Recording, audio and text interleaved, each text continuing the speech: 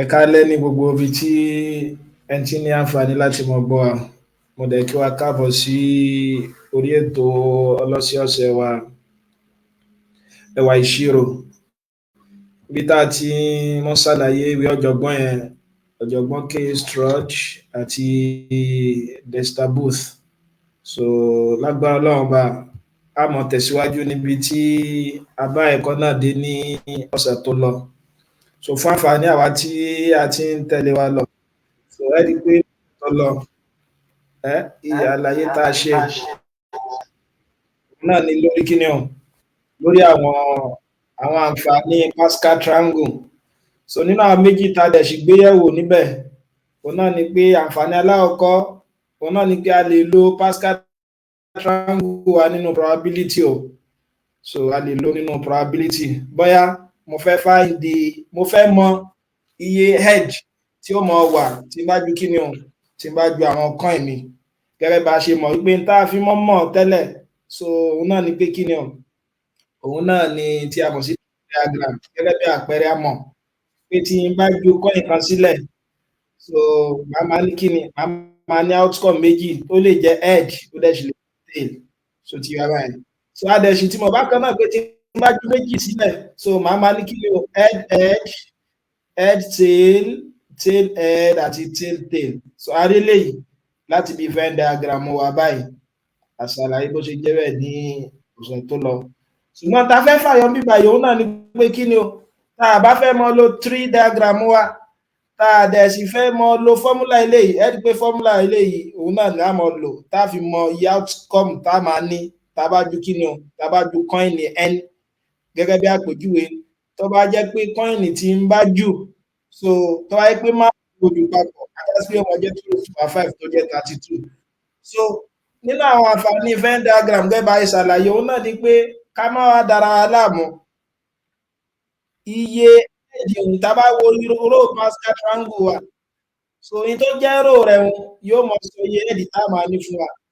Gẹ́gẹ́ bí àpẹẹrẹ pé Pascal triangle wa rè o, 1 1 1 2 1 1 3 3 1 1 4 6 4 1 àti bẹ́ẹ̀ bẹ́ẹ̀ lọ. So ti yọ báwọn, ajá sí pé tí bá ju méjì yìí bá ṣe déédéé pẹ̀lú kíni o, ró ẹlẹ́ẹ̀kejì Pascal triangle mi. Ẹ dẹ̀ mọ̀ pé tí n bá ju coin mi sílẹ̀, mo lè ní kíni ẹ̀dì méjì. Nígbà pé méjì mo jù, n tó lè gbé wá ní pé a lè ní ẹ̀dì méjì, a lè ní ẹ̀dì kan, a dẹ̀ sì lè má ní rárá. Àwa ṣàlàyé fún wa, ajá sí pé tí ó mọ ṣe déédéé ẹ̀dì kan, òun náà ni kíni o, òun náà ni kọ́lọ́mù alákọ̀ọ́kọ́ nínú ró ẹlẹ́ẹ̀kejì. So ẹ̀dì méjì yóò mọ appear lẹ́ẹ̀kan, so ẹ̀dì ọyọ kan yóò mọ appear lẹ́ẹ̀mejì, ẹ̀dì ò ní mọ appear rárá lẹ́ẹ̀kan. So ti yọ báwọn. So ajá sí pé tá a bá ju dice wa, tí wọ́n bá ní kíni o, tí wọ́n bá ní wọ́n ju 5 papọ̀, ìtẹ́mọ̀ lọ́wọ́ ní kíni o, ró ẹlẹ́ẹ̀karùn-ún. So in tó jẹ́ kọ́lọ́mù alákọ̀ọ́kọ́ nírú ẹlẹ́ẹ̀karùn-ún yẹn, òun ni ó mọ iye ìgbà tí ẹ̀dì 5 tí ó mọ appear. Wọ́n bá tún ṣàlàyé òun náà ni pé àwọn àǹfààní rẹ̀ gba bùkátà láti lo in tí a mọ̀ sí combinatorial coefficient wa mọ́, láti mọ̀ n combination wa ló fún wa ní n factorial divided by n minus r factorial. Nínú Pascal triangle wa bákan náà, a ṣàlàyé fún wa lọ́sẹ̀ tó lọ wípé tí ó wá ṣe déédéé combinatorial coefficient, òun náà ní kíni o, ẹni ó mọ̀ ṣe déédéé ró Pascal triangle wa, aró dẹ̀ sì mọ̀ ṣe déédéé kólú. Gẹ́gẹ́ bí àpèjúwe sí ti bá fẹ́ fún 5 ìpátá láti ṣe mọ́ lo fọ́múlà eléyìí mọ́. In tí kàn ṣe òun náà ni pé kíni o, màá wo Pascal triangle mi ró 5, màá dẹ̀ sì máa wo kíni o, màá wo nọ́mbà tó ṣe déédéé pẹ̀lú column 2 náà. Ó ti yọ báwọn. So nọ́mbà tó ṣe déédéé ró 5 column 2, òun náà ni ó mọ̀ jẹ́ kíni o, òun ni ó mọ̀ jẹ́ answer wa. Bẹ́ẹ̀ bí àpẹẹrẹ sí ti bá fẹ́ mọ column 3 combination 2, láwo kíni o, ró 3 ẹ pé ró 1 ni o, ró 2 ni, ró 3 lélẹ̀. So column 2 kí ló ṣe déédéé column 2, òun náà ni 2, yóò mọ̀ jẹ́ 2. So ibi tí a dúró sí lọ́sẹ̀ tó kọjá náà ni a dẹ̀ tún ṣàlàyé bákan náà ó rọrùn fún wa láti lo Pascal triangle wa yìí láti fi find kí o láti fi expand binomial. Kí ni a ń pè ní binomial? Binomial ní irú nǹkan báyìí tó dẹ̀ ṣe ní power. Àní tá a bá fẹ́ ṣerú eléyìí, ẹni pé tẹ́lẹ̀tẹ́lẹ̀ tá a fẹ́ ṣe òun náà ni pé a tú eléyìí lẹ́ẹ̀márùn pé x plus y times x plus y times x plus y lórí ẹ̀ márùn bùkátà láti ṣe bẹ́ẹ̀ mọ́ nísìn. Ìta máa ṣe òun náà ni pé kí ni o power binomial yìí coefficient rẹ̀ tó ti bá yóò mọ̀ ṣe déédéé pẹ̀lú kí ni o yóò mọ̀ ṣe déédéé pẹ̀lú ẹlẹ́ẹ̀karùn-ún ti Pascal triangle wa. So torí àkókò kápẹ́ bá ní 3 báyìí ajá sí pé yóò mọ̀ ṣe déédéé pẹ̀lú kí ni o coefficient ti ró ẹlẹ́ẹ̀kẹta a dẹ̀ ṣe mọ̀ pé coefficient ti ró ẹlẹ́ẹ̀kẹta ó ní kí ni o 1331 alákọ̀ọ́bà yẹn pé coefficient 1331 àmọ́ wá mú táàmù alákọ̀ọ́kọ́ yẹn táàmù alákọ̀ọ́kọ́ mọ̀ bẹ̀rẹ̀ láti ibi tí power ti bẹ̀rẹ̀ táàmù ẹlẹ́ẹ̀kejì mọ̀ bẹ̀rẹ̀ látòdo ẹgbẹ́ tẹ bá ṣàkíyèsí rẹ̀ tẹ bá padà ró power tó wà lórí táàmù alákọ̀ọ́kọ́ pẹ̀lú power tó wà lórí táàmù ẹlẹ́ẹ̀kejì méjèèjì padà ṣe kí ni o ìpadà ń dọ́gba pẹ̀lú tó jẹ́ power yẹn tó wá jẹ́ plus ẹ máa reduce power eléyìí ẹ máa lékún power ti second term so ilé ọmọ jẹ́ x raised to power 2 y raised to power 1 so tí èmi bá wọn then plus x raised to power 1 àmọ̀sà dínkùn eléyìí àmọ̀sà lékún eléyìí y raised to power 2 ẹgbẹ́ tẹ bá ṣàkíyèsí rẹ̀ náà tábà ro power méjèèjì papọ̀ ó máa ní 3 yẹn náà then plus x raised to power 0 y raised to 3 lẹ́yìn rẹ̀ àwọn àṣekí ni àwọn coefficient yẹn multiply rẹ̀ ilé ọmọ jẹ́ times 1 times 3 times 3 times 1 so tí èmi bá wọn tí wọ́n á jẹ́ kí ni x raised to power 3 y raised to power 0 plus 3x squared y plus 3x y squared plus y raised to power 3 3x raised to power 0 1 no more 4 I just feel x raised to power 3 3x y plus 3x y squared so bẹ́ẹ̀ la dúró sí ní ọ̀sẹ̀ tó lọ lónìí a máa tẹ̀síwájú lórí combination bákan náà so láti orí frame 28 láti frame 28 ọ̀jọ̀gbọ́n wa fẹ́ ṣàlàyé fún wa a ti mọ̀ ipe tí bá nírú nǹkan báyìí x plus y raised to power 9 gẹ́gẹ́ bí àpẹẹrẹ àní coefficient rẹ̀ yóò mọ̀ ṣe déédéé pẹ̀lú kí ni o ró ẹlẹ́ẹ̀kẹsàn ní Pascal triangle mi màá bẹ̀rẹ̀ táàmù alákọ̀ọ́kọ́ ibi tí power bá ti bẹ̀rẹ̀ màá máa ṣàdínkù màá bẹ̀rẹ̀ táàmù ẹlẹ́ẹ̀kejì láti òdo màá máa ṣàdínkù táàmù alákọ̀ọ́kọ́ màá máa ṣàlé sí táàmù ẹlẹ́ẹ̀kejì tó ti máa pé x raised to power 9 y raised to power 0 then plus àti mọ̀ pé bá ti mọ̀ sí nìyẹn títí báyẹn ó wá ní tó bá jẹ́ pé wọ́n fún wa nírú nǹkan báyìí ńkọ́ x plus y raised to power minus 5 bó la ṣe fẹ́ mọ expand nírú nǹkan ọ̀yà sáré lo Pascal triangle Ayọ̀mídé bó ló ṣe fẹ́ expand nírú nǹkan báwọn.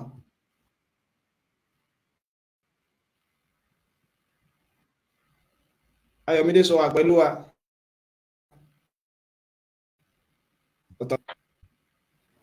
Ọ̀yà bó láti fẹ́ expand irú nǹkan báwọn sáàlè ló Pascal triangle wà só bá òfin yun tá a bá fẹ́ lò sáàlè lò ṣàǹpé kí ló fi yun sọ òfin yẹn náà ni pé ká pé bá fẹ́ expand yẹn máa jẹ́ kí power rẹ̀ kó mọ ṣe kí ni o kó mọ ṣe déédéé pẹ̀lú rho Pascal triangle rho kí ni mo á wò báyìí.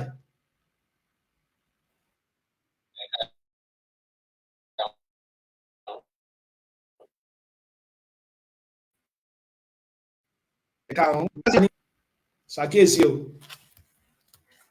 tó bá ti jẹ́ negative lórí àkókò a lè rí Pascal triangle lò mọ́ tó ti yé mi báwọn a lè rí Pascal triangle lò mọ́ ṣùgbọ́n wọ́n lọ bẹ́ẹ̀ o a lè rí Pascal triangle lò directly ni ṣùgbọ́n tá a lè láti fọ́ ṣe òun náà ni tá a ti mọ̀ tẹ́lẹ̀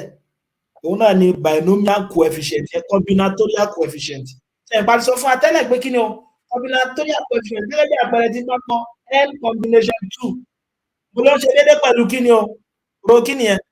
ro kí àbí column 2 gbogbo tí yé mi báwọn so wọ́n ṣe déédéé pẹ̀lú ro 3 column 2 àti pé a lè sún àwọn òfin yìí papọ̀ láti bí Pascal triangle náà bákan náà tí ó fi ṣe kí ni o tí ó fi fún ọ ìtààmú lò fún ìtààmú àlò nílé yìí ò bẹ́yà ọ̀gbọ́n ẹ̀ẹ́dẹ́gbẹ́ tẹ́ bá wo bí ìwé yẹn ọ̀jọ̀gbọ́n á yarú nǹkan kan báyìí pé tápé ń bá nírò mi tí mo dẹ̀ sì ní kólọ́m báyìí yóò yẹ wa tí mo sọ ní ìsìn mo á ní ro 0 ṣe pé 0 ló ti bẹ̀rẹ̀ àbí ro 1 ro 2 ro 3 ro 4 ro 5 a fẹ́ generate triangle ni o column 0 column 1 column 2 column 3 column 4 column 5 ọ̀yà kí ni ó mọ fálù oní ó mọ wà ẹ jẹ́ kí n yà kó lè rẹwà dáadáa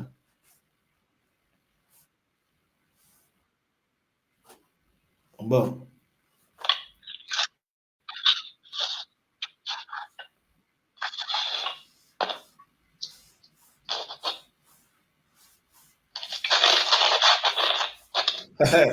ẹ ṣeun ọ̀yà ẹ̀ẹ́dẹ́gbẹ́ ta bá ṣàkíyèsí rẹ̀ báyìí kí ni ó mọ̀ ṣe déédéé pẹ̀lú ro 0 column 0 ṣe àgbẹ̀ kí ni fálù rẹ̀ mọ̀ jẹ́ nínú Pascal triangle wa ta bá ní ro 0 yóò jẹ́ 1 ẹ ṣeun yóò jẹ́ 1 mo wá ti mọ̀ bó ṣe jẹ́ 1 torí òun náà ní ọ̀nà alákọ̀ọ́kọ́ yóò jẹ́ 1 ẹ̀dẹ̀ tí mo pé nínú àwọn property tá a kọ tẹ́lẹ̀ náà ni pé ká má da aláàmú n combination n mi kí ni n combination n ó mọ̀ jẹ́ tàbí n combination 0 ṣe ẹ̀pá àti sọ nínú àwọn òfin tá a ṣe kọjá nínú àwọn property 1 ajá sí pé no combination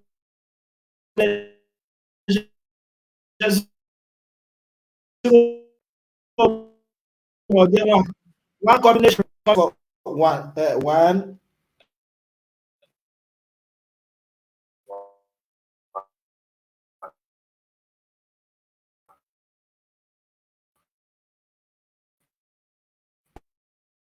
so fún wa nínú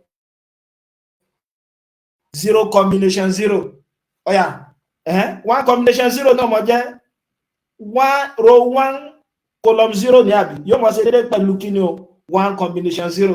adẹ̀ tí mọ̀ pé n combination 0 náà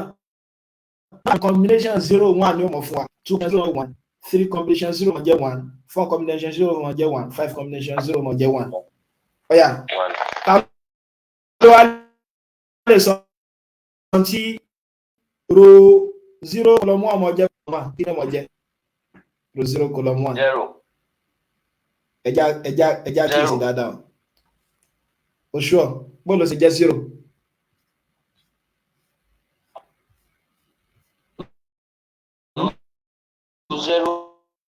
yẹn 1 nìkan ló ń bẹ̀rẹ̀ 1 nìkan ló wà ń bẹ̀ ẹ ṣeun tó ti yẹ wọn ẹni gbà ẹgbẹ́ 1 náà ló ti bẹ̀rẹ̀ bẹ̀tẹ̀ lẹ́yìn kọ́ kí ló wọ́n mọ̀ jẹ́ yóò mọ̀ jẹ́ 2 sí yóò abó ṣe jẹ́ 2 sọ pé yóò mọ̀ ṣe déédéé pẹ̀lú ro 2 column 1 2 column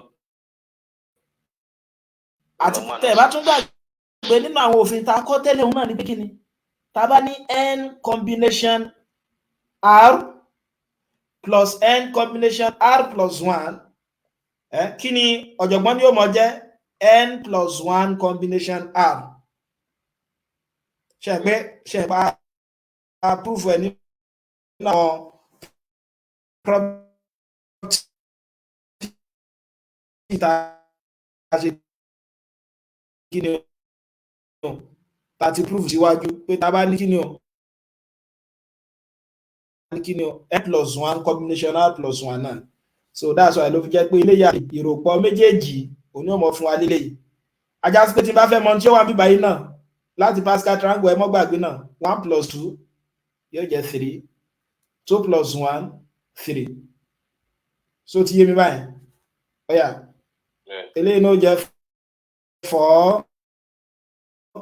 6 4 1 àbí eléyìí 5 10 5 so Pascal triangle náà wọ́n tún yà ẹgbẹ́ tẹ́ bá ṣàkíyèsí rẹ̀ so ti yé mi ẹ rí pé eléyìí jọ triangle ó jọ triangle ó jọ triangle bẹ́ẹ̀ yẹn kọ́ ni mò ń lọ ó yá ìgbà tí mo ti wá mọ̀ ipe nǹkan tó fún mi léyìí ṣe pé nígbà tí mo expansion mi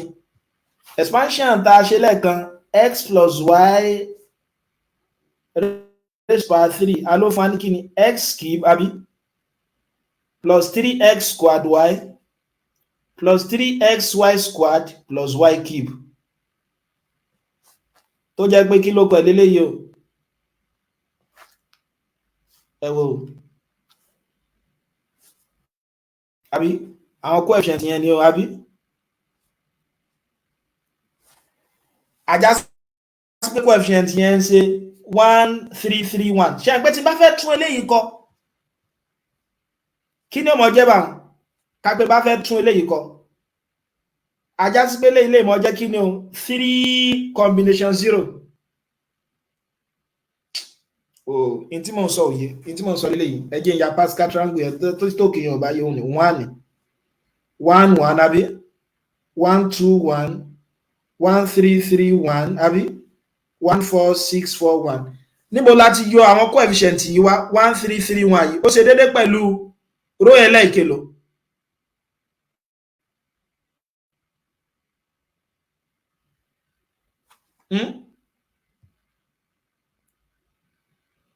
sáwà pẹ̀lú mi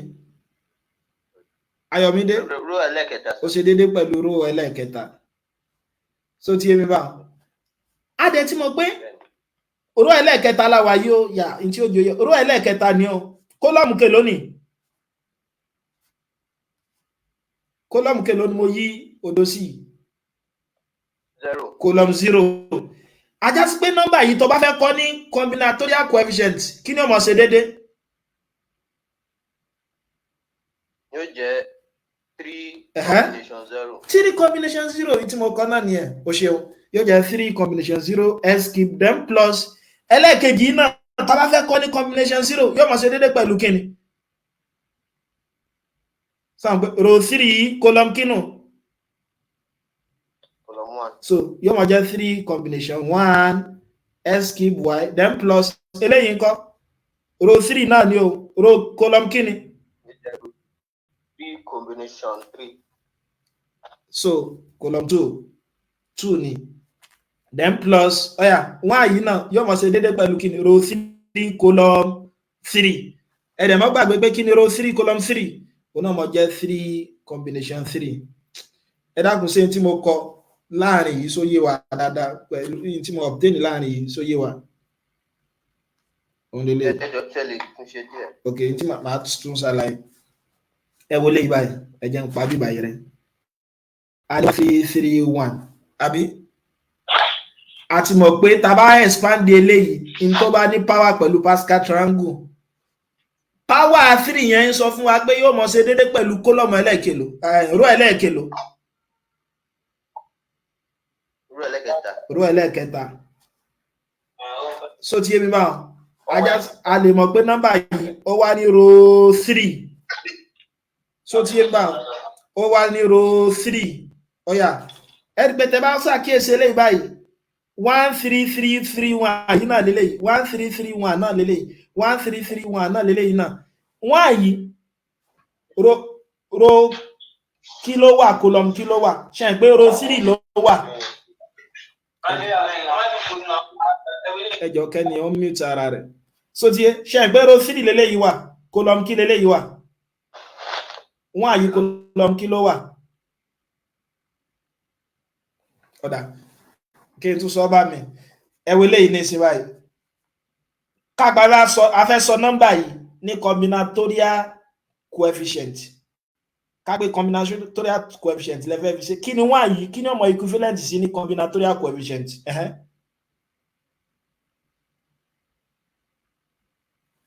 ro kí ló wà column kí ló wà bóyá bàbá fẹ́ sheikh fẹ́ sọ̀rọ̀ ẹ̀mí gbóhùn yín kí ni máìkì yín ò jáde Ayọ̀mídé Ayọ̀mídé náà ti kúrò so eléyìí ó máa ṣe déédé pẹ̀lú 3 combination 0 tí mo ń sọ nìyẹn so yóò máa ṣe déédé pẹ̀lú 3 combination 0 tẹ́ bá ṣàkíyèsí eléyìí náà ṣe ń gbé nọ́mbà 3 ó wà ní kíni o row 3 column 1 àjásílẹ̀ náà máa jẹ́ kíni o 3 combination 1 ẹ dákun sóyè wa so tẹ́ bá ṣàkíyèsí nọ́mbà ẹlẹ́ẹ̀kẹta yìí náà ó ṣe déédé pẹ̀lú nọ́mbà tó wà ní row 3 column 2 so tí eléyìí náà máa jẹ́ 3 combination 2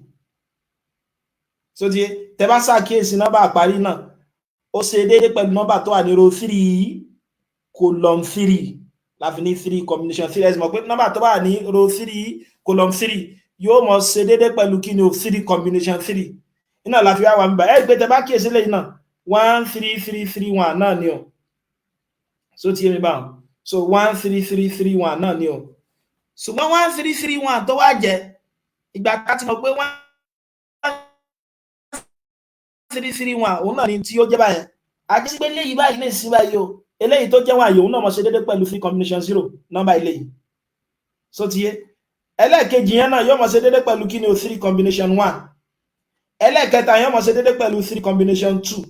ẹlẹ́ẹ̀kẹrin yóò mọ̀ ṣe déédé pẹ̀lú 3 combination 3 sí àlàyé yẹn yé tí mo ń gbìyànjú láti ènìyàn so ajá sí pé tó bá yé wa báwọn a wá mọ̀ pa lè ṣe kí ni o a lè pélé ní 3 combination 0 s raised by 3 plus 3 combination 1 s square y plus 3 combination 2 s y raised by 2 then plus 3 combination 3 y raised by 3 so alákọ̀ọ́kọ́ ta kọ yìí s plus y raised to power 3 náà ni o ṣùgbọ́n Pascal triangle ni a lò coefficient Pascal triangle la lò ẹlẹ́ẹ̀kejì náà s plus y raised to power 3 náà ni o ṣùgbọ́n kí la lò ń bẹ̀ a lò tí a ń pè ní kí ni o combinatorial coefficient a lò tí a ń pè ní combinatorial coefficient ajá sí pé láti bẹ̀ lọ àwa lè mófin kan wá lákòótán tí a mọ̀ sí general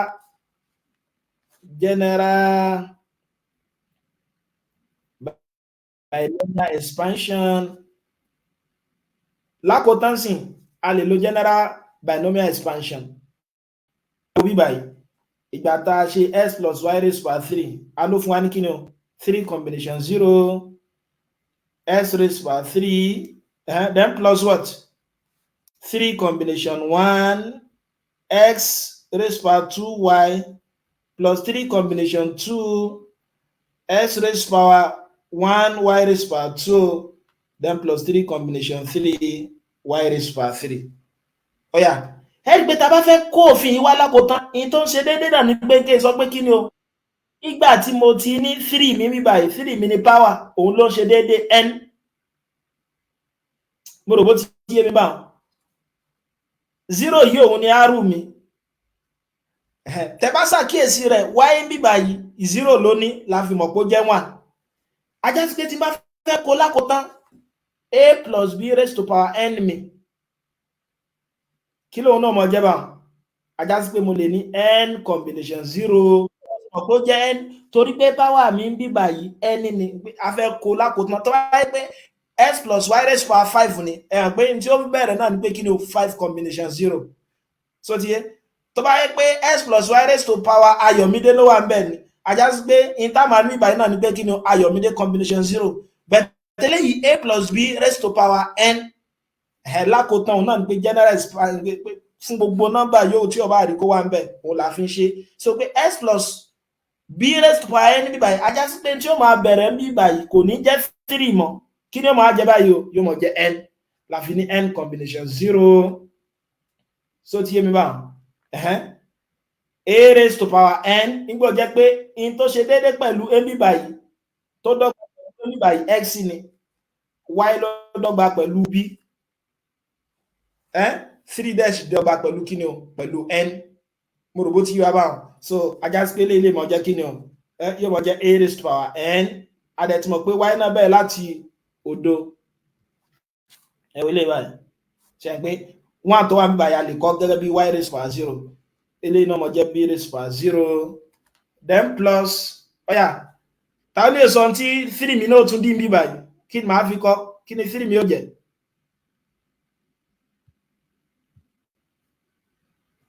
ẹ dákun sáwà pẹ̀lú mi so ajásípò náà mọ̀ jẹ́ kí ni o n combination 1 s raised power what kò ní jẹ́ x mọ́ kí ló ṣe déédé pẹ̀lú x mi báyìí òun náà ní kí ni a yóò mọ̀ jẹ́ a raised power àwa nílò 2 mọ́ ṣẹ̀pófin ta kọ́ tẹ́lẹ̀ náà ni pé kí ni o yóò mọ alákọ̀ọ́kọ́ mọ dínkù pẹ̀lú 1 táàmù ẹlẹ́ẹ̀kejì yóò mọ lé sí pẹ̀lú kí ni o pẹ̀lú ń ta mọ̀ sí 1 ajásípẹ́lẹ̀ mọ̀ jẹ́ a raised power n minus 1 b raised power 1 so tí yé mi báwọn then plus n combination 2 a raised power n minus 2 b raised power 2 tí bá fẹ́ mọ̀ táàmù mìíràn kọ́ yóò jẹ́ n combination 3 an minus what an raised power minus 3 b combination what b combination 3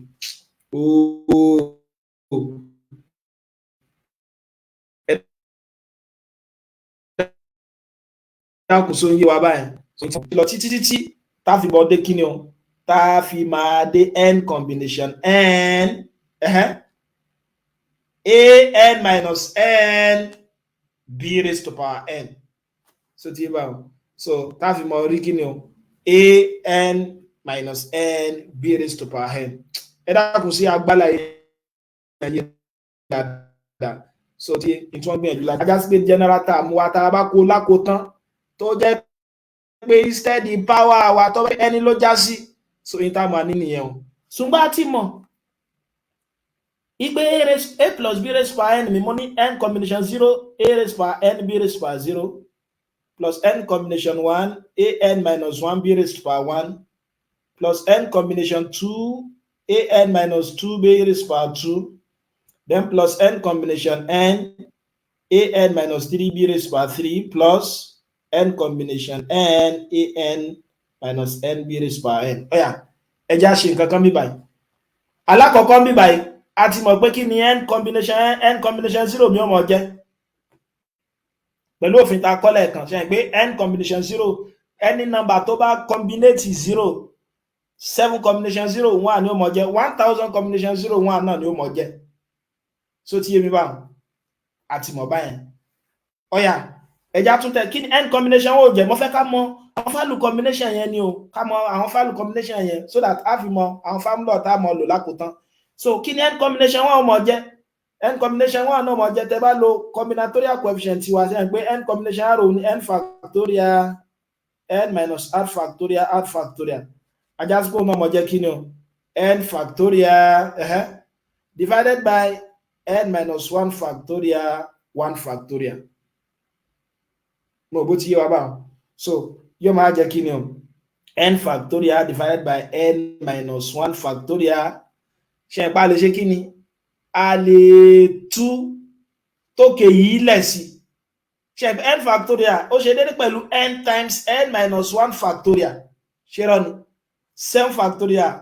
ìkankan náà ni pẹ̀lú 7 times 6 factorial so n factorial náà n times n minus 1 factorial nígbà àmọ̀ pàdé kó kọ̀ọ̀kan ní ó mọ̀ ọba tí wọ́n dẹ̀ ṣì mọ̀ multiply ara wọn then divided by n minus 1 factorial ajá sí pé n minus 1 factorial ó gera wọn kí láà nílẹ̀ n ẹ̀dàkùn sáǹdé ọ̀yà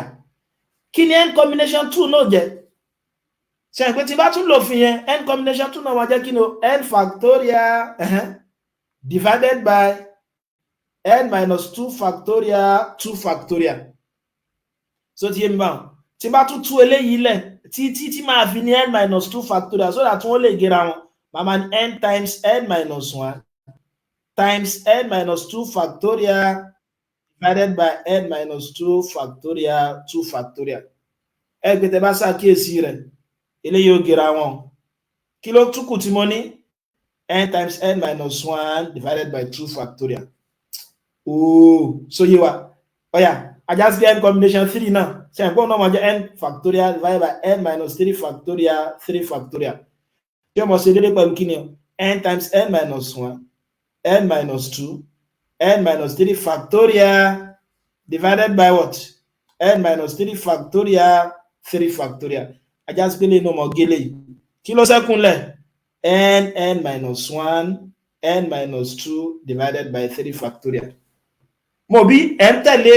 àwọn patterns yẹn, àwọn ètò yẹn. Tó bá yé wa ta ó lè sọ tí n combination 4 jẹ́ láì tiẹ̀ tí wà rárá. Ọ̀yà. Yóò máa jẹ́ n. Ẹ ṣé ọ̀gá mi. Ọ̀yà. N into n minus 1. N minus 1. N minus 2. N minus 2. N minus 3. N minus 3. Divided by 4 factorial. Ẹ ṣé lọ́pọ̀lọpọ̀ ẹ darapọ̀ mọ́ wa. So ajá sí pé n combination ni a ti mọ̀ yún. Wá padà wá a plus b raised to power n. Ṣé hàn pé tó fún wa tẹ́lẹ̀ òun náà ní kí ni o? Pé a ká tiẹ̀ kọ́pì rẹ̀ wá torí àkókò ẹ kàn jẹ́ n kọ́pì rẹ̀ wá níbí báyìí. Nígbà yẹ pé ó ti fún wa láti mọ̀. Ẹ jẹ́ kí n kọ́pì rẹ̀ wá láti bí. So that a kàn gbé n tó bá jẹ́ sí ni. Ọ̀yà, òun lélẹ́yìí o. Ẹ jẹ́ á tẹ̀síwájú lórí rẹ̀. Ajá sí pé ta bá tẹ̀síwájú lórí eléyìí. Kí lélẹ́yìí ó fún mi nísìn? Pẹ̀lú eléyìí, n combination 0 òun náà ló jẹ́ 1. Eléyìí ó máa jẹ́ 1 times a raised to power n b raised to power 0. Then plus, ọ̀yà, kí lélẹ́yìí náà mọ̀ jẹ́ n combination 1. Ẹ rí pé n la get ń bẹ̀. Eléyìí náà mọ̀ fún mi ní kí ni o? N times a n minus 1 b raised to power 1 tàbí ká ní b. Mo rò bó ti yé mi báwọn. Then plus kí la get fún n combination 2 wa gẹ́gẹ́ bí ọ̀jọ̀gbọ́n aṣọ lẹ́ẹ̀kan n into n minus 1 n minus 2 2 factorial a n minus 2 b raised to power 2. So ti yé mi báwọn. Then plus n into n minus 1 n minus 2 divided by 3 factorial. Tẹ́ bá bí substitute di in tí n combination 3 jẹ́ ṣàpọ̀n ló fún wa ní gbogbo tí mo kọ yìí. So a n minus 3 b raised to power 3. Mo rò bó ti yá báwọn. Then plus dot pé ó tún kù lẹ́yìn rẹ̀ ṣàpọ̀n pé tí bá tún fẹ́ mọ̀ mí òun náà mọ̀ jẹ́ n times n minus 1 n minus 2 n minus 3 divided by 4 factorial a raised to power n minus 4 b raised to power 4. Pẹ̀lú àǹfààní eléyìí ajá sí pé tí n bá wà ní nǹkan kan báyìí ṣe pé bí ta ti lọ lélẹ́yìí pé a lè lo Pascal triangle wa láti fi mọ negative mọ̀ torí a ní coefficient tó jẹ́ negative. Ṣùgbọ́n pẹ̀lú àwọn àtúnṣe tá a ṣe sí yìí àwọn àtúnṣe yìí nísìn o ajá sí pé mo lè mọ tí ó mọ jẹ́ in tó bá jẹ́ negative fún mi. Mo rò bó ti yá báwọn. In tí ó kàn jẹ́ yàtọ̀ ń bẹ̀rẹ̀ náà ni pé kí ni o ẹni mi ó mọ̀ ṣe déédé ẹni mi òun náà ní power yìí. So ti ẹni mi lélẹ́yìí báyìí a yóò mọ̀ jẹ́ kí ni o in tó jẹ́ alákọ̀ọ́kọ́ bí báyìí tó jẹ́ first term b náà mọ̀ jẹ́ kí ni yóò mọ̀ jẹ́ first term. Sáàdì ṣe ẹ jẹ́ ká ṣe yẹn papọ̀ ní ìsìn. Kápẹ́ fẹ́ ṣe s plus y raised to power minus 5 ajá sí pé yóò mọ̀ jẹ́ kí ni o mo ti mọ̀ pa alákọ̀ọ́kọ́ bí báyìí òun náà máa jẹ́ ẹ jẹ́ akọ ilé ìkó clear dáadáa kọ́mọ̀ fi dáadáa mọ̀ a raised to power n plus n a n minus 1 b plus n minus 1 2 factorial a n minus 2 b squared then plus n minus 1 n minus 2 you must be writing me to be n minus 1 n minus 2 a n minus 3 b raised to power 3 divided by 3 factorial. Mo fẹ́ kọ́ wà ní ojú kan náà ni. Ọ̀yà àwọn afẹ́ find kí ni o s plus y raised to power minus 5 bùkátà láti lo Pascal triangle mọ̀. Ọ̀yà kí ni ó mọ̀ jẹ́ báyìí in tó ṣe déédé pẹ̀lú ṣe pé a plus b raised to power n òun ló fún wa ní interco yìí. So ajá sí pé yóò máa jẹ́ kí ni o kí lá fi rọ́pò a wá bí báyìí x torí òun ni nọ́mbà aláwọ̀kọ́ kí lá máa fi rọ́pò b wá bí báyìí òun náà ni y kí ni ó máa rọ́pò n wa òun náà ni minus 5. So òun náà ni minus 5. Kí n lè rán wa létí zoom yìí ó kú láìpẹ́ yìí tó bá ti kú ẹ dákun á tún wọlé padà. So tí ajá sí pé yẹn máa jẹ́ kí ni o ó yá s raised power n kí ni n mi -5 yóò jẹ́ s raised power -5 plus -5 a kí ni a mi ṣe àìpé x náà ni n -1 yóò máa jẹ́ -5 -1 b kí ni b mi o y ẹ dákun ṣe tí mò ń ṣe sóyè wa eléyìí ló ṣe déédé pẹ̀lú x a ló ṣe déédé pẹ̀lú s b ló ṣe déédé pẹ̀lú y n ṣe déédé pẹ̀lú -5 ó ti yé ibi tẹ́ bá ti rí a bíbà yẹ ẹgbẹ́ x sí ibi tẹ́ bá ti rí b ẹgbẹ́ y sí ibi tẹ́ bá ti rí n ẹgbẹ́ power wá sí so ti yé mi bá ọ̀yà n náà yóò tún máa jẹ́ kí ni plus -5 -5 -1 divided by what 2 factorial a raised to power -5 -2 x ọ̀yà b raised to power what b raised to power 2 tí máa fẹ́ mọ táàmù kẹta náà nǹkan òun náà mọ jẹ́ kí ni o -5 -5 -1 -5 -2 s raised to power -5 -3 b raised to power 3 plus ... a lè dúró ní ẹlẹ́ẹ̀kẹta yẹn báyẹn ká fi tẹ̀síwájú lórí rẹ̀ so tí ajá sí pélé ọmọ jẹ́ kí ni s raised to power -5 tá bá ṣe síwájú sí -5 s raised to power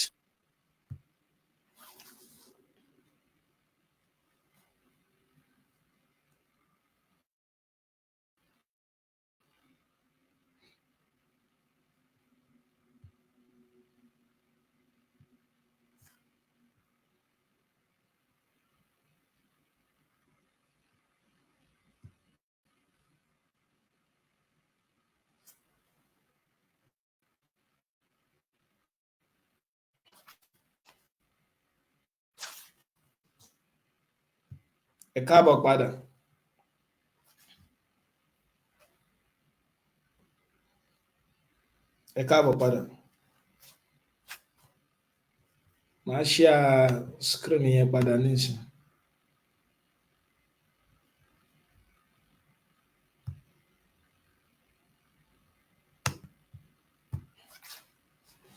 ṣé a ti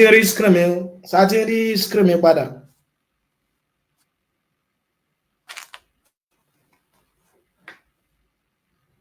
mo nígbàgbọ́ pé a ti rí screen mi padà hello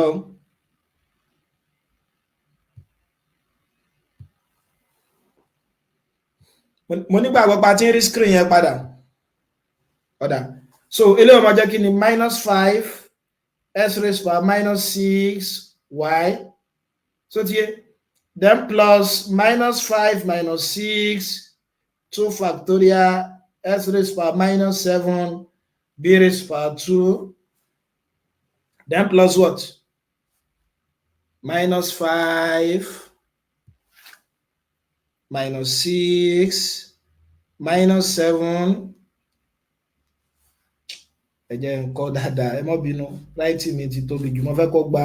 ibì kan yóò jẹ́ s plus y raised to power -5 is equal to s raised to power -5 then plus times minus yóò jẹ́ -5 s raised to power -5 -1 òun ló fún wa ní -6 yóò jẹ́ -6 y mo rò bó ti yọ abáwọn then plus -5 -6 divided by 2 factorial s raised to power -7 b raised to power 2 so ti yẹn bá then plus what -5 -6 -7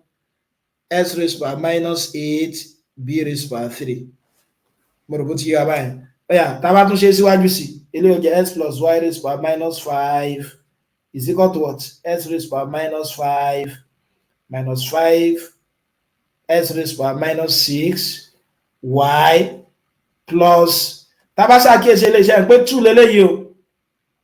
2 ó gé 6 yóò kù 3 bí báyìí minus times minus eléyìí náà jẹ́ plus yóò jẹ́ plus 3 x raised power minus 7 b kìí ṣe b o y lẹ́ẹ̀kẹ́lẹ́ ìjẹmọ́ bínú y raised power 2 torí y láàmà fi ṣe láàmà fi rọ́pò ìyẹn. So then divide by 3 factorial 3 factorial 6 ní 6 àti 6 ó gera wọn minus times minus times minus yóò jẹ minus yóò jẹ minus 35 x raised power minus 8 y raised power 3 plus dot dot dot ẹni pé tí n bá ṣe síwájú sí ilé ọmọ jẹ́ 1 over tàbí kí n gbé x raised power minus 5 kọ́mọ̀ tí n bá gbé jáde ilé ọmọ jẹ́ kí ni 1 minus 5 x raised power minus y 1 y àbí mo ti gbé márùn jáde yóò kù ọ̀yọ̀kan then plus 3 x raised power minus 2 y squared minus 35 x raised power minus 3 y raised power 3 plus dot dot dot. Yeah, kí ni màá máa ní báyìí yóò jẹ́ x raised power minus 5 1 minus mo tún lè ní 5y over x plus 3y squared over x squared minus 35 divided by x cube y cube plus dot dot dot. Ọ̀jọ̀gbọ́n sọ kò ṣàlàyé rẹ̀ nínú ìwé rẹ̀ ṣùgbọ́n ó dáa ká mọ̀ bá ṣe lè ṣe kí ni o ká fi lè ṣe negative. Ajá sí pé nǹkan méjì tá a ti mọ̀ nísìn a ti mọ̀ gbà sí lè lo Pascal triangle bá a dẹ̀ ṣe lè ṣe kí ni o bá a ṣe lè lo ọgbọ́n tó dópin tá a rí nínú kí ni nínú combinatorial coefficient. A máa lo coefficient Pascal triangle tó bá jẹ́ pé a bá ní kí ni o positive power gẹ́gẹ́ bí àpẹẹrẹ tí bá ní x plus y raised power b raised power 5 tí 5 ni wá jẹ́ positive integer bẹ́ẹ̀ tó bá yí pé negative integer mo ní tàbí bá ní kí ni o tàbí tí bá ní rational number in lè factorize ẹ̀ pẹ̀lú tí mo ti mọ̀ tó tọ́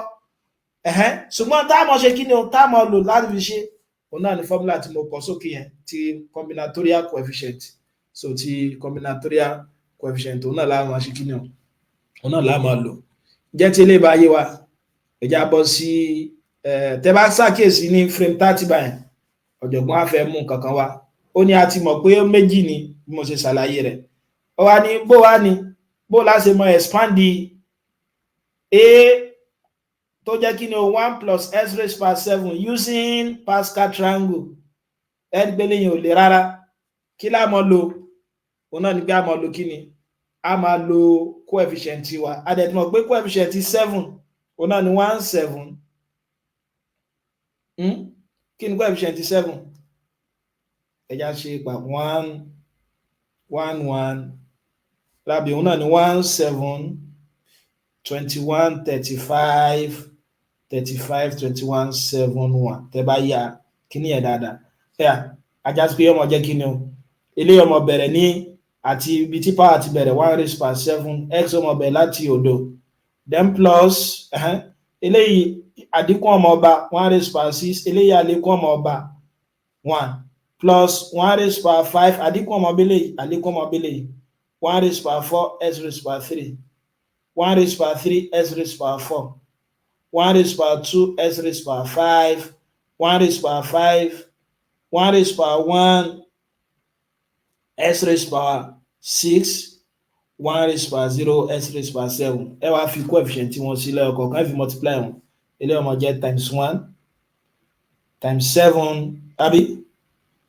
times 21 times 35 times 35 times 21 times 7 times 1 ṣe pé tá bá tún kọ 1 raised power any number raised to power 1 1 náà ni ó máa fún wa ajá sí pé ilé ọmọ jẹ́ kíni ilé ọmọ jẹ́ 1 àbí x raised power 0 náà 1 ni then plus 7x then plus 21x squared plus pé 35 lélẹ̀ 1 raised power 4 1 náà plus 35x raised power 3 plus 35x raised power 4 plus 21x raised power 5 plus 7x raised power 6 plus x raised power 7 ìyẹn fún Pascal triangle ọ̀yà ọ̀jọ̀gbọ́n tún wà ní ẹlẹ́ẹ̀kejì bó ni tí bá fẹ́ lo kíni o tí bá fẹ́ lo eléyìí fún kọ́ tí bá fẹ́ lò fún oníke lo binomial coefficient combinatorial coefficient fílẹ̀ combinatorial coefficient adẹ̀tìmọ̀ ìpè nínú tí combinatorial coefficient lè ṣe yàtọ̀ sí pé ó lè expand the positive integer power a tún lè fi kíni o a tún lè fi expand the ìta ń pè ní kíni o ìta ń pè ní negative integer náà ọ̀yà bó láṣẹ bẹ̀rẹ̀ òun náà yọkàn jẹ́ 4 combination yóò abẹ́ láti 0 so ti yé 3 raised to power kíni yẹn yóò bẹ̀rẹ̀ láti 4 àbí minus 2s raised to power 0 àbí bẹ́ẹ̀ ni so tàbá ṣe fẹ́ mọ̀ tú formula yẹn lẹ̀ tó bá dẹ̀ wà lè lo yìí tá derive láọ̀kọ́ yẹn then plus 4 combination 1 3 eléyìí ọmọ àdínkù ọmọ bẹ́lẹ̀ yìí àlésí ọmọ bá ilé yìí ẹ̀ṣẹ̀un 4 combination 2 3 raised power 2 minus 2s raised power 2 then plus 4 combination 3 raised power 1 minus 2s raised power 3 then plus 4 combination 4 so ti yé so 3 raised power 0 minus 2s raised power 4 tàbá ṣe tá ṣe síwájú sí ẹgbẹ́ 4 combination 0 ṣe pé 4 ní ó mọ̀ fún wa àbí 1 ní ó mọ̀ fún wa ẹ má bínú 1 so ilé ọmọ jẹ́ 81 yóò jẹ́ 81 times 1 any number raised by 0 1 ní ó mọ̀ jẹ́ so ti so yóò jẹ́ 81 times 1 then plus 4 combination 1 4 ní o so 3 raised by 3 yóò mọ̀ jẹ́ 27 minus 2x plus kí ni 4 combination 2 sẹ́tìrí àǹfààní fọ́múlà tá a derive yẹn òun ni pé kódà ká má mọ̀ in tí kílókò ẹ̀ jẹ́ rárá ká má mọ̀ tí combination jẹ́ rárá a lè mọ̀ answer tí ó mọ̀ jẹ́ kí ni 4 combination 2 mọ̀ jẹ́ kódà tààrà tí ẹ̀fẹ́ dára àti mọ̀ pé 1 4 6 4 1 ajá sí pé 6 ní ó mọ̀ jẹ́ 6 times 9 4s raised power 2 then plus 4 times 3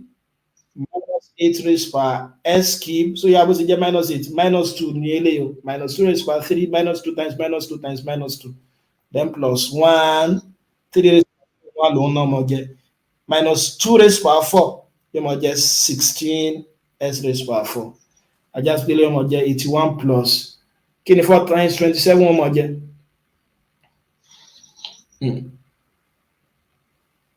kí ni 4 times 27 wọ́n mọ̀ jẹ́ ó dàbí 216 àbí ṣé mo gbà ìrọ̀ no 4 times 27 times minus 2 wọ́n mọ̀ fún wa ní minus 216 then plus 6 times 9 54 54 times 4 náà 216 lòun náà mọ̀ jẹ́ yóò jẹ́ 216 x square mọ̀ bó ti yẹ ń bá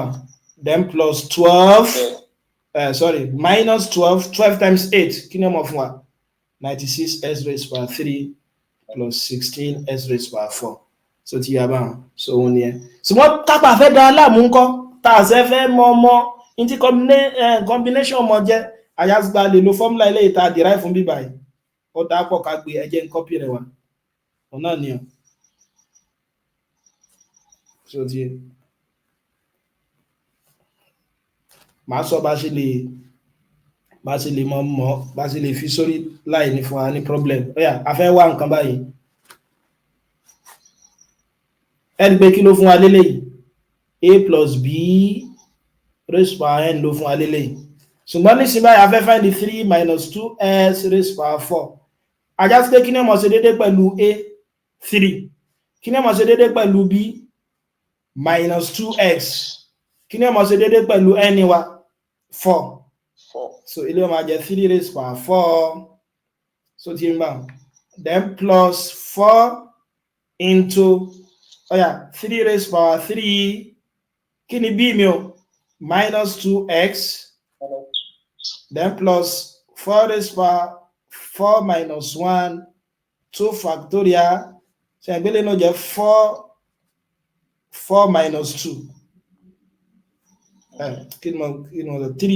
3 4 minus 2 minus 2s raised power 2 then plus 4 into 4 minus 1 4 minus 2 divided by 3 factorial kí ni èmi 3 raised power eléyìí n minus 3 ni o so n minus 3 b raised power 3 so yóò máa jẹ́ 3 raised power 4 minus 3 minus 2s raised power 3 plus dot dot dot so ti yé mi wá plus dot dot dot so ẹ̀rí pé tá a bá ṣe síwájú sí eléyìí náà jẹ́ 81 plus 27 times 4 bí báyìí náà times minus 2 náà máa fún wa ní kíni o minus 216 so ti yé x eléyìí 4 times 2 ó kọ́kọ́ gbé 4 bí báyìí yóò kù 2 times 3 6 6 times ṣe àgbé eléyìí náà 3 raised power 2 that's 9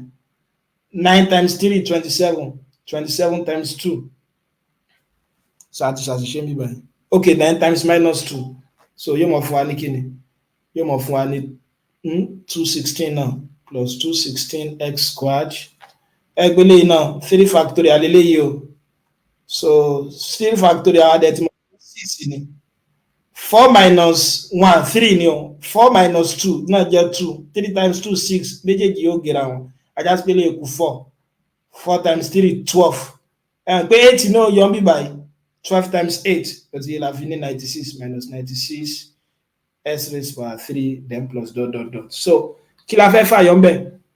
òun náà ni pé kí ni a lè mọ wá a lè mọ expand the positive integer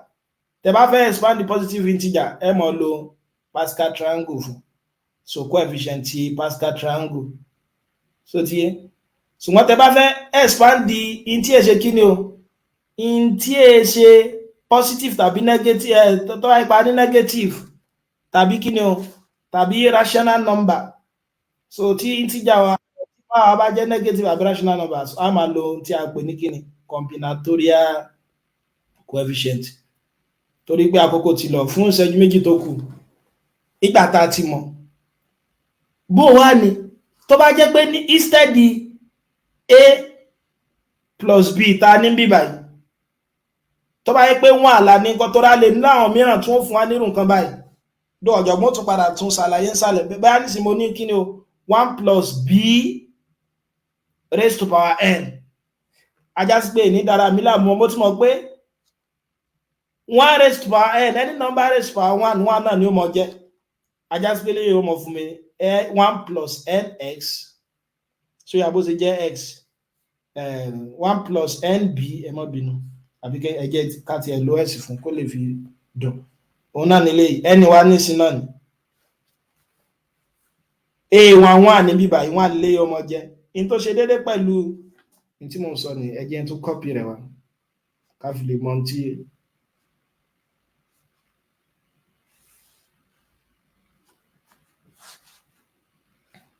bọ̀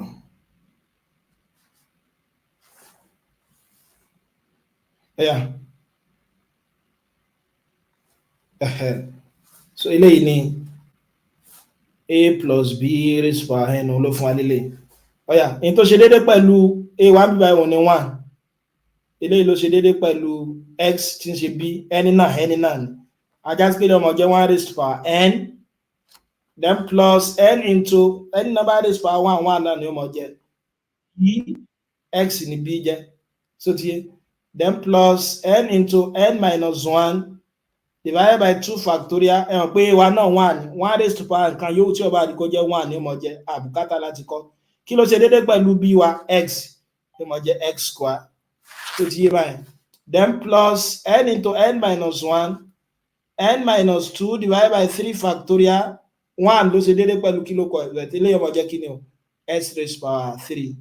so yọmọ jẹ́ s raised power 3 gbẹ́ pé bí eré kìbù lọ́wọ́ àbí báyìí tó ti yé báyìí so ẹ dákun ẹ jẹ́ ká di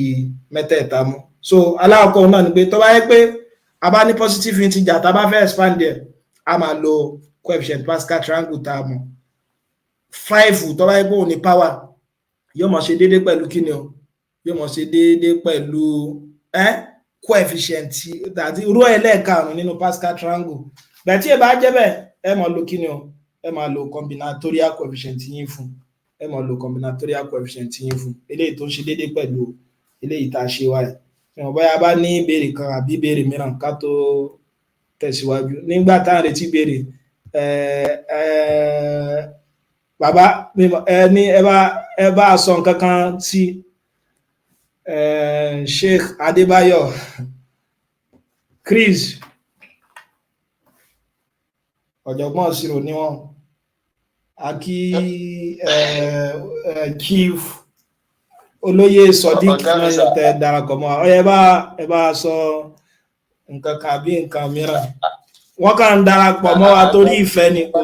wọn ò tí mọ̀ wọ́n ti mọ gbogbo kí ló kọ ẹ báyìí ṣùgbọ́n pẹ̀lú ìfẹ́ àti kíkà lè ṣe papọ̀ ọ̀yà ẹ bá sọ nǹkan kan àbí méjì. tó kọ́lọ̀ kó bá a ṣe dáadáa fún yín kọ́lọ̀ bá a dúró tì yín in fact ẹ̀kọ́ tá à ń kọ́ látara yín kékeré kọ́ ó pọ̀ gan-an. ẹ ṣeun sọ. ó ti pẹ́ tá a ti ṣe irú tó jọwọ́ báyìí tó yẹ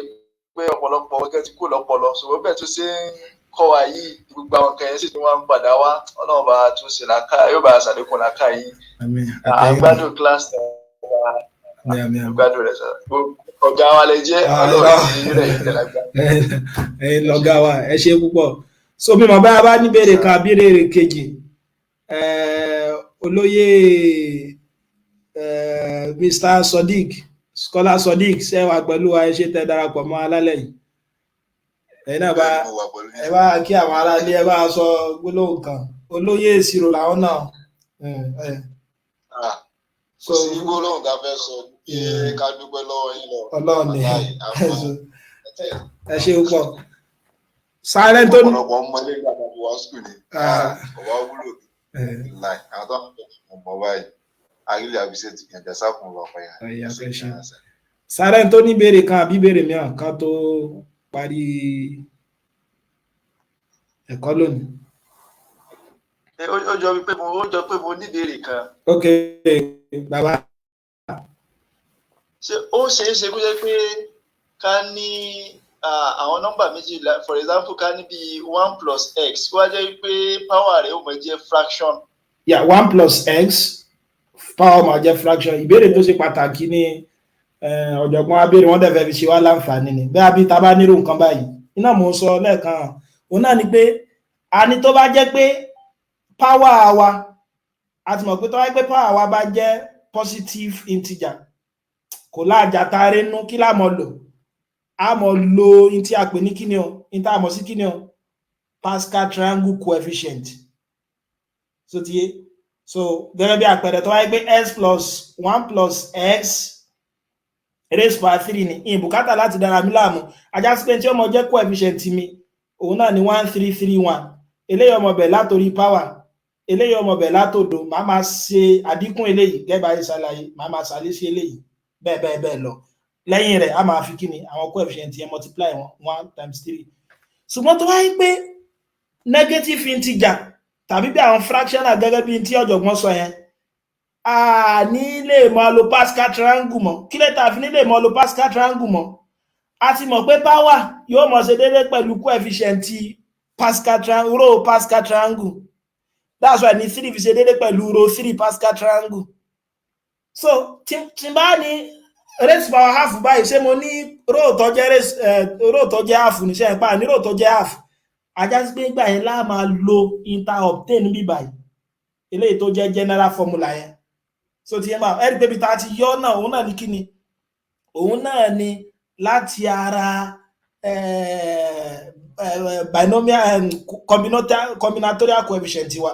ṣùgbọ́n fún eléyìí nísìnyí tá a bá fẹ́ ṣe formula eléyìí tí mo mú wá nígbẹ̀yìn yẹn òun lá máa lò fún torí òun rọrùn láti fi ṣe ẹ̀rí pé tí mo lá máa lò mo ní tó bá yẹ jẹ́ pé ní tó jẹ́ first time wá bíbá yìí jẹ́ wọn ẹ mọ́ dára yín láàmú a bá nírú nǹkan báyìí 1 + x raised by n ajẹ́sí pé formula tẹ́ máa lò fún òun ní 1 + nx plus n into n minus 1 x squared divided by 2 factorial plus n into n minus 1 n minus 2 s cubed divided by 3 factorial plus ... ajẹ́sí pé tá a bá fẹ́ ṣe pẹ̀lú formula eléyìí kí ẹ rí pé 1 àti papọ̀ mọ́ 1 s papọ̀ mọ́ s ìmọ̀ ṣera padà n pẹ̀lú half so ajá sí pé ọmọ jẹ́ 1 plus kí ni ẹni mi sìn half x then plus half into half minus 1 so s squared divided by 2 factorial then plus half into half minus 1 half minus 2 s cube divided by 3 factorial plus dot dot dot. So tí rí báwọn. So ajá sí pé tí n bá ṣe síwájú sí eléyìí wọ́n jẹ́ 1 plus half x then plus half minus half x squared divided by 2 factorial then plus half minus half minus 3 divided by 2 s raised by 3 divided by 3 factorial plus dot dot dot. So tí rí báwọn ajá sí pé wọ́n jẹ́ 1 plus half x kí lélẹ́yìn ọmọdé ní ìsìn. So minus 1 over 4 àbí adẹ̀ tí mọ̀ pé 1 over 4 divided by 2 factorial yóò mọ̀ di kí ni o 1 over 4 times 1 over 2 ajá sí pé gbogbo yóò mọ̀ jẹ́ kí ni 1 over 8 la fi ní minus 1 over 8 x squared. So tí èmi bá minus 1 over 8 x squared ọ̀yà eléyìí náà kí ni ó mọ̀ jẹ́ yóò mọ̀ jẹ́ plus 3 divided by 8 times 3 factorial ẹ̀dẹ̀ mọ̀ pé 3 factorial 6 ni s raised by 3 plus dot dot dot. So 3 no gé wọ ilé òkú 2 ajá sí pé tá a bá ṣe sí yóò wọ́n jẹ́ 1 plus half x minus 1 over 8 x squared plus s cube 1 over 16 s cube plus dot dot dot. So báyìí láti mọ̀ sí power tó bá jẹ́ fraction mi mọ̀ bóyá mo gbá ọ̀gá mi. Ọ̀gá àti kẹ́kọ̀ọ́ tó pọ̀ akẹ́kọ̀ọ́ tó pọ̀. So ẹ ṣé púpọ̀. So lóògùn ọlọ́ tá a bá dé àwọn McLaurin torí ọ̀jọ̀gbọ́n ó ní àwọn fírémù tó ń bọ̀ ó dídí sàdáyanrí àwọn tó bá jẹ́ pé kí ni negative power ni tàbí tó bá jẹ́ negative integer bẹ́ẹ̀ mo fẹ́ ká gbọ́ wọn yélẹ̀. So tá a bá dé bí àwọn McLaurin series àti Taylor series so a mọ̀ gbọ́ àwọn àlàyé yẹn yékéyéké dáadáa mi mọ̀ bóyá béèrè mìíràn tún wà àbí kò sí.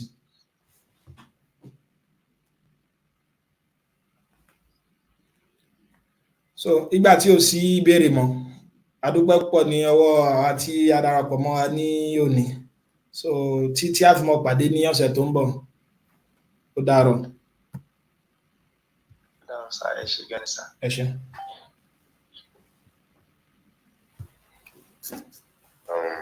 Thank you. Okay, ẹ ṣé púpọ̀ Ayọ̀mídé ẹ ṣé tẹ́ darapọ̀ mọ́ wa. Ó dàárọ̀.